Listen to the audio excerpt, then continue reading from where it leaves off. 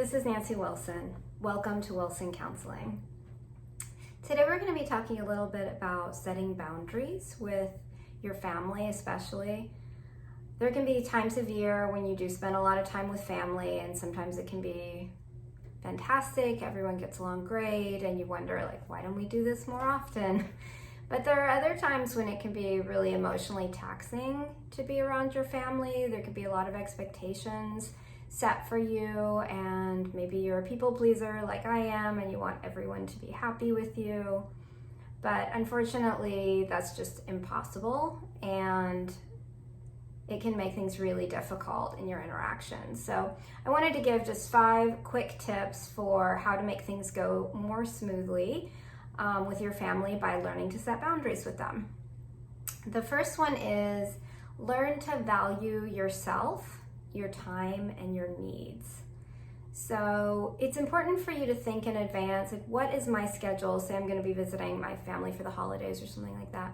What do I want my schedule to be? And then it's important for you to let other people know that, because they don't know what you want to be doing and what your needs are unless you tell them. And remember, you can't make everybody happy all the time. If you have that expectation that everyone's going to be pleased with you and happy, promise you'll be disappointed, and so will they. It's okay to do what's right for you and value yourself, your time, and your needs. Second thing to do to set boundaries with family is find people who will help build you up. There are certain people in your family who you really enjoy, you have a great time with, you feel good around them.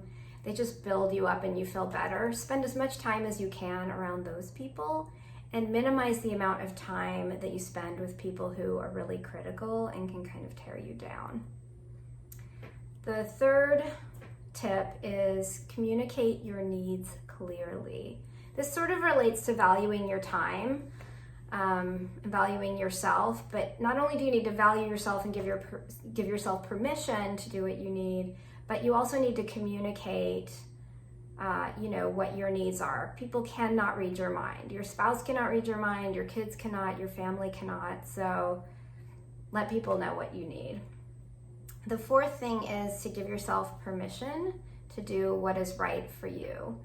I know that while a lot of us are raised in an environment where we sometimes think it's selfish to do for ourselves and to even do self-care. And if you are of that mindset, a lot of times you'll put everybody first and you'll just be exhausted and burned out. And so I think it's really important for you to say, no, I have permission. It's totally okay, and it's even a good thing to do what's right for me. And if I'm well, I'm going to be better for everybody else.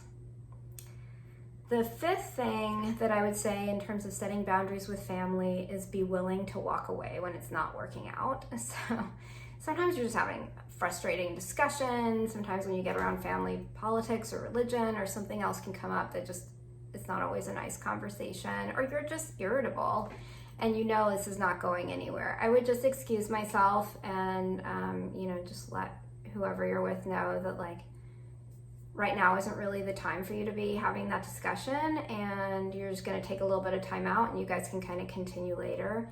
Timeouts are good for all relationships. Sometimes we're just flooded, we're overwhelmed, we're emotional, and if we take a time out, we can come back and be our best selves.